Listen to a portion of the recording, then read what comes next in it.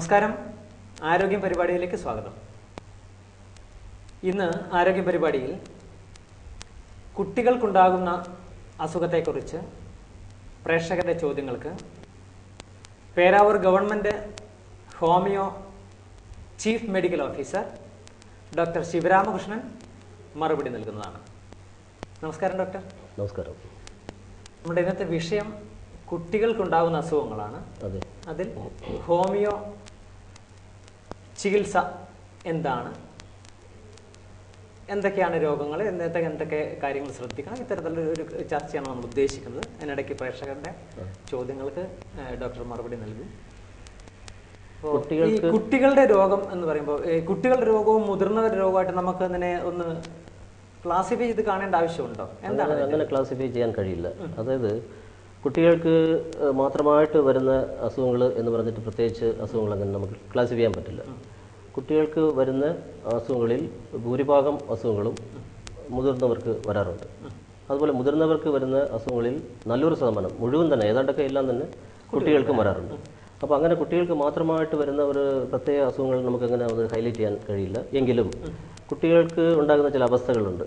ഉദാഹരണം പറയുകയാണെങ്കിൽ febrile fits, പനി വരുന്ന സമയത്തുണ്ടാകുന്ന ആ ഒരു ഇളക്കം, ഫെബ്രൈൽ കൺവൾഷൻ എന്ന് പറയുന്നത്, അത് മുതിർന്നവർക്ക് ഉണ്ടാവാറില്ല. 5 വയസ്സ് വരെ വരാറുള്ളൂ. അപ്പോൾ 5 വയസ്സ് വരെ പ്രായമുള്ള കുട്ടികൾക്ക്, എല്ലാ കുട്ടികൾക്കുമല്ല, ചില കുട്ടികൾക്ക് ഇങ്ങനെ ഫെബ്രൈൽ ഫിറ്റ്സ് വരാറുണ്ട്. അപ്പോൾ അതുപോലെ ഒരുപാട് കാര്യങ്ങൾ, അങ്ങനെ അവസ്ഥകൾ ഉണ്ടാകാറുണ്ട് കുട്ടികൾക്ക് മാത്രം. അത് നമുക്ക് ഓരോന്നായിട്ട് ചർച്ച ചെയ്യാമല്ലോ. ഡോക്ടർ പറയാമോ, ഏതൊക്കെയാണ് ഈ കുട്ടികൾക്ക് വരുന്ന പ്രധാനപ്പെട്ട അസുഖങ്ങൾ? കുട്ടികൾക്ക് വരുന്ന അസുഖങ്ങളിൽ വന്നിട്ട് സാധാരണ അലർജി രോഗങ്ങൾ, ആസ്മ, അതുപോലെ കുട്ടികൾക്കും മുതിർന്നവർക്കും വരുന്ന എപ്പിലെപ്സി എന്ന് പറയുന്ന അപസ്മാരം, അതുപോലെ മറ്റുള്ള എല്ലാ അസുഖങ്ങളും തന്നെയാണ്. എല്ലാ അസുഖങ്ങളും കുട്ടികൾക്കും മുതിർന്നവർക്കും വരാറുണ്ട്.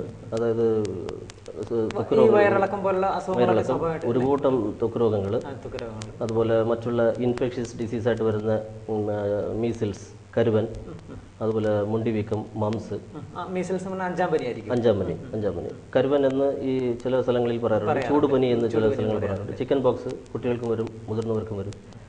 അപ്പോൾ അതുപോലെ മുണ്ടിനീർ പറഞ്ഞു. കൂടാതെ മറ്റു കുട്ടികൾക്ക് വളരെ ഒരു വയസ്സിൽ താഴെ പ്രായമുള്ള കുട്ടികൾക്ക് മാത്രമായിട്ട് വരുന്ന, ഉദാഹരണം പറഞ്ഞാൽ ഈ പൊക്കിൾ അങ്ങനെ വീർത്തിട്ട് വരുന്ന അംബ്ലിക്കൽ ഹെർണിയ എന്ന് പറയുന്ന ആ ഒരു അസുഖമല്ല, അതൊരു അവസ്ഥ. അതുപോലെ കുട്ടികൾക്ക് വരുന്ന രാത്രി സമയങ്ങളിൽ വരുന്ന വല്ലാത്ത കരച്ചിലും, അത് ചെവിയിലുള്ള എന്തെങ്കിലുമൊക്കെ അസുഖങ്ങൾ കൊണ്ടും, ചെവിയിലെ ഇൻഫെക്ഷൻ കൊണ്ടും, അതുപോലെ ചെവിക്കായം അത് ലോഡ് ചെയ്തിട്ട് വരുന്ന ആ വേദന, അതുപോലെ ഇൻഡസ്ട്രിയൽ കോളിക്കായിട്ട്, അതായത് കുടലിലുണ്ടാകുന്ന ആ പിരിമുറുക്കം കൊണ്ടുവരുന്ന ആ ഒരു കരച്ചിലും വേദനയും. പിന്നെ സാധാരണ വയറിലെ അസുഖങ്ങൾ, മൂക്കടപ്പ്, അങ്ങനെയുള്ള മൂക്കടപ്പ് ഉള്ള സമയത്ത് കുട്ടികൾക്ക് പാൽ കുടിക്കാനൊക്കെ ബുദ്ധിമുട്ടുണ്ടാകും. വാവഴി ശ്വാസം വിടുകയും വേണം, മുല കുടിക്കുകയും വേണം എന്നുള്ള അവസ്ഥ വരുമ്പോൾ കുട്ടികൾക്ക് അസ്വസ്ഥത, ഭയങ്കര ഇറിറ്റബിൾ ആയിരിക്കും, കുട്ടികൾക്കറിയും. അപ്പോൾ അങ്ങനെയുള്ള അവസ്ഥകൾ ഇങ്ങനെ ധാരാളം നമുക്ക് ചൂണ്ടിക്കാണിക്കാം. ഇതിൽ ഏറ്റവും പ്രധാനപ്പെട്ട ഒരു അസുഖമായിട്ട് നമ്മളിപ്പോൾ പറഞ്ഞു, പനി വരുമ്പോഴുണ്ടാകുന്ന ഇളക്കങ്ങൾ, ഫെബ്രൈൽ ഫിറ്റ്സ്. അപ്പോൾ അത് യഥാർത്ഥത്തിൽ നമ്മളത് ഭയക്കേണ്ടതില്ല. അത് അത്തരം ഒരു അവസ്ഥ ഒരു 5 വയസ്സ് വരെ പ്രായമുള്ള കുട്ടികൾക്ക് വരുമെന്ന് പറഞ്ഞല്ലോ. അപ്പോൾ അത് വരുന്ന സമയത്ത് നമ്മൾ കൈക്കൊള്ളേണ്ട ചില നടപടിക്രമങ്ങൾ, അത് പെട്ടെന്ന് വളരെ ലക്ഷണങ്ങൾ എന്ന് പറയുമ്പോൾ വന്നിട്ട് കുട്ടികൾ പെട്ടെന്ന് അബോധാവസ്ഥയായിട്ട് കണ്ണ് മുകളിൽ പോകും. പനി, അത് നമ്മളെല്ലാവരും ധരിച്ചിരിക്കുന്നത് ഈ പനി കൂടിയിട്ടാണ് അത് വരുന്നതെന്ന്. പക്ഷേ ചെറിയ പനിക്ക് വരാൻ സാധ്യതയുണ്ട്. അത് വരാനുള്ള ടെൻഡൻസി ഉള്ള കുട്ടികൾക്ക് പനി മൈൽഡ് ഫീവർ ആണെങ്കിലും വരാം. നമ്മൾ ധരിച്ചിരിക്കുന്നത് ഹൈ ടെമ്പറേച്ചറിലാണ് ഇത് വരിക, പനി കൂടിയിട്ടാണ് ഇളക്കം വരിക എന്നുള്ളതാണ്. അങ്ങനെ ചെറിയ ടെമ്പറേച്ചറിന് വരാം. അത് വരുമ്പോൾ പെട്ടെന്ന് കുട്ടി അബോധാവസ്ഥയാവും, കൈകാലൊക്കെ ആയിട്ട് അങ്ങനെ ഒരു കൺവൾഷൻസ്, ഒരു ട്വിച്ചിങ് കൺവൾഷനൊക്കെ ഉണ്ടാവും. പിന്നെ ഒരു പ്രത്യേക ഒരു സൗണ്ട് പുറപ്പെടുവിപ്പിക്കും, കണ്ണൊക്കെ മൂളി പോയിട്ട് അങ്ങനെ ഒരു അവസ്ഥയിൽ ഒരു കൺവൾഷൻസ് ഒക്കെ ഉണ്ടാവും. എല്ലാ കുട്ടികൾക്കും ഇത് ഉണ്ടാവുന്നില്ല. അല്ല, ഇത് വളരെ ചുരുക്കം ശതമാനം കുട്ടികൾക്ക് മാത്രമേ. കാരണം ഇതിന് പ്രത്യേക കാരണങ്ങൾ വന്നിട്ട് നമുക്കങ്ങനെ പറയാൻ കഴിയില്ല. ഇതൊരു ഫിസിയോളജിക്കൽ ഫിനോമിനൻ എന്ന് പറയും. ഇത് പനി ടെമ്പറേച്ചറിനെ വന്നിട്ട് കൺട്രോൾ ചെയ്യാൻ വേണ്ടിയുള്ള റെഗുലേഷൻ മെത്തേഡിന്റെ ഭാഗമായിട്ട് അത് ഹീറ്റ് റെഗുലേറ്റ് ചെയ്യേണ്ട ഒരു സംവിധാനം സ്വയം അത് ചെയ്യാറുള്ള ഒരു പ്രക്രിയയാണ്. അതുകൊണ്ട് പ്രത്യേക കാരണം പറയാൻ പറ്റില്ല. പിന്നെ ചില കുട്ടികളിൽ ഇത് ഫ്രീക്വൻ്റ് ആയിട്ട് വരാറുണ്ട്. വളരെ അപൂർവമായിട്ട് ചില കുട്ടികളിൽ 5 വയസ്സിന് ശേഷവും ഇത് അപസ്മാരം എന്നുള്ള രീതിയിലേക്ക് അത് തിരിഞ്ഞു പോകാറുണ്ട്. വളരെ അപൂർവമായിട്ടാണ് കാണാറുള്ളത്. അത്തരം കുട്ടികൾക്ക് പഠന വൈകല്യം ഉണ്ടാകാം. എന്ത് ചെയ്യാം നമുക്ക് അതിന് ഇങ്ങനെ ഒരു ഫെബ്രൈൽ കൺവെൻഷൻ, അതായത് പനി വരുന്ന സമയത്ത്, ഇളക്കം വരുന്ന സമയത്ത് നമ്മൾ ചെയ്യേണ്ടത്, അത് വളരെ പെട്ടെന്ന് തന്നെ സാധാരണ ആളുകളൊക്കെ പാനിക്കാകും, പേടിച്ചിട്ട്. അങ്ങനെയൊന്നും ചെയ്യാതെ ഉടനെ ചെയ്യേണ്ട ഫസ്റ്റ് എയ്ഡ് നമ്മൾ ചെയ്യണം. കുട്ടിയുടെ ഉടുപ്പെല്ലാം ഊരിക്കളയണം. തണുപ്പ് മാറിയ വെള്ളം, അതായത് ല്യൂക്വാം വാട്ടർ, അല്പം ചൂടായോ അത് കുറച്ച് തണുപ്പും ചൂടുവെള്ളവും കലർത്തിയിട്ടുള്ള വെള്ളം കൊണ്ട് ദേഹം മുഴുവനും തുടച്ചെടുക്കണം. ചില ആളുകൾ നെറ്റിയിൽ മാത്രമായിട്ട്, പനി വരുന്ന സമയത്ത് നെറ്റിയിൽ മാത്രമായിട്ട് അങ്ങനെ തുണി നനച്ചിടാറുണ്ട്. അത് തികച്ചും തെറ്റായ ഒരു പ്രവണതയാണ്. അത് സാധാരണ ചെയ്യാൻ പാടില്ല. അത് അവിടെ മാത്രം ഒരു ഹീറ്റ് റെഗുലേറ്റ് ചെയ്യാൻ നമ്മൾ ശ്രമിക്കരുത്. ബോഡി മുഴുവനും നമ്മൾ തുടച്ചെടുക്കണം. അത് തണുത്ത വെള്ളം ഒരിക്കലും ഉപയോഗിക്കാൻ പാടില്ല. കിട്ടാതെ വരുമ്പോൾ തണുത്ത വെള്ളം, ചൂടുവെള്ളം കൊണ്ട്, അത് ചെറിയ ഇളം ചൂടുവെള്ളം, കോൾഡ് സ്പഞ്ചിങ്. അപ്പോൾ അത്തരത്തിൽ വന്നിട്ട് തണുപ്പിക്കാനുള്ള ശ്രമം നടത്തണം. ഉടുപ്പെല്ലാം ഊരിക്കളഞ്ഞ് കാറ്റ് എയറേഷൻ ഉണ്ടാക്കണം, കാറ്റ് കൊള്ളിക്കണം. അതേസമയം ആളുകൾ കൂടി നിന്ന് പെട്ടെന്ന് എടുത്തുകൊണ്ട് കുട്ടിയെ ആശുപത്രിക്ക് കൊണ്ടുപോകാനുള്ള ശ്രമം ചെയ്യാതെ തന്നെ ഈ വക കാര്യങ്ങൾ ചെയ്യുമ്പോൾ തന്നെ 1 മിനിറ്റ് 2 മിനിറ്റ് അല്ലെങ്കിൽ കൂടിപ്പോയാൽ 5 മിനിറ്റ് കൊണ്ട് കുട്ടിക്ക് ബോധം വരും. നോർമലായിട്ടുള്ള ഒരു രീതിയിൽ വരികയും ചെയ്യും. പക്ഷേ അതിനുശേഷം ഒരു കൺഫ്യൂഷൻ ഉണ്ടാകും കുട്ടിക്ക്. കുറച്ച് നേരം അബോധാവസ്ഥ പോലെ, അബോധാവസ്ഥയല്ല, കോൺഷ്യസ് ഉണ്ടാകും, ഒരു മയക്കത്തിൽ കുട്ടി കിടക്കും. അപ്പോൾ ഡിസ്റ്റർബ് ചെയ്യരുത്. ഈ സമയത്ത് ഒരു കാരണവശാലും വാ വഴി നമ്മളൊന്നും കൊടുക്കാൻ പാടില്ല. സാധാരണ നമ്മൾ വന്നിട്ട് അബോധാവസ്ഥയായിരിക്കുന്ന ആളുകൾക്ക് ഈ അവസ്ഥ വരുന്ന കുട്ടികൾക്കായാലും വാ വഴി ഒരു തുള്ളി ജലം പോലും, മുലപ്പാൽ പോലും കൊടുക്കാൻ പാടില്ല. കാരണം അബോധാവസ്ഥയായിട്ടിരിക്കുന്ന സമയത്ത് വാ വഴി എന്തെങ്കിലും കൊടുക്കാൻ ശ്രമിച്ചാൽ അത് ശ്വാസക്കുഴലിൽ കയറിപ്പോകാൻ സാധ്യതയുള്ളതും ചോക്കിങ്, അത് ശ്വാസതടസ്സം ഉണ്ടാകാനുള്ള സാധ്യതയുള്ളതാണ്. അത് വളരെ ഡേഞ്ചറസ് ആയിട്ടുള്ള സിറ്റുവേഷനാണ്. ഒന്നും കൊടുക്കാൻ പാടില്ല. ആ സമയത്ത് നമ്മൾ നോക്കി നിൽക്കാനേ പറ്റൂ. നമുക്കൊരു കോൾ ഉണ്ട് തോന്നുന്നു. തീർച്ചയായിട്ടും. ഹലോ ഹലോ, ഡോക്ടറെ സംസാരിച്ചോളൂ. ഞാൻ എൻ്റെ മോന് വേണ്ടിയാണ് സംസാരിക്കുന്നത്. ചോദിക്കണം. സ്കൂളിലെല്ലാം പോയി കഴിഞ്ഞാല് അവൻ അടങ്ങിയിരിക്കൂല. പിന്നെ ഒരു ചില സമയത്ത് ഒരു പെട്ടെന്ന് എണീച്ച് അങ്ങ് പോയി കളയാ.